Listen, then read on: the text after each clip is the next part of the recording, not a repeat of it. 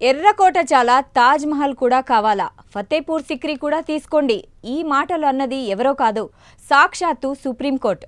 ఎర్రకోటను తమకు అప్పగించాలని పిటిషన్ వేసిన సుల్తానా బేగంపై సుప్రీంకోర్టు సీరియస్ అయింది. ఎర్రకోటపై దాఖలైన దావాను సుప్రీంకోర్టు కొట్టివేసింది. ఢిల్లీలోని రెడ్ ఫోర్టును తమకు అప్పగించాలంటూ మొఘల్ సామ్రాజ్యానికి చెందిన చివరి చక్రవర్తి బహదూర్ షా జాఫర్ II వారసురాలిగా చెప్పుకుంటున్న సుల్తానా బేగం సుప్రీంకోర్టులో ఇటీవల పిటిషన్ వేసింది. ఎర్రకోట అప్పగింత కుదరకపోతే ప్రత్యామ్నాయంగా ప్రభుత్వం నుంచి ఆర్థిక సహాయం అయినా ఇప్పించాలని కోరింది.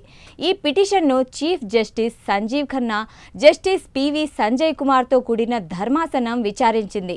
సుల్తానా బేగం వేసిన దావా పూర్తిగా తప్పుదోవ పట్టించే రీతిలో ఉందని కామెంట్ చేసింది.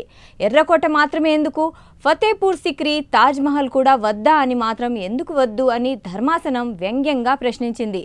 సుల్తానా బేగం వేసిన పిటిషన్ను తిరస్కరిస్తున్నట్లు స్పష్టం చేసింది. సుల్తానా బేగం ఈ అంశంపై 2021లో తొలిసారి ఢిల్లీ హైకోర్టులో పిటిషన్ దాఖలు చేశారు.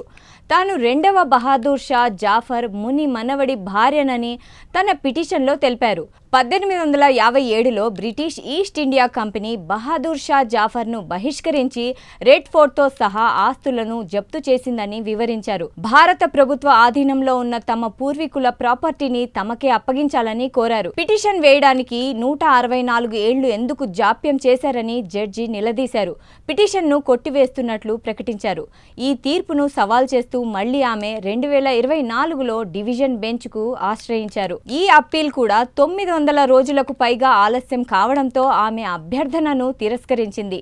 దాంతో సుల్తానా బేగం సుప్రీంకోర్టును ఆశ్రయించారు.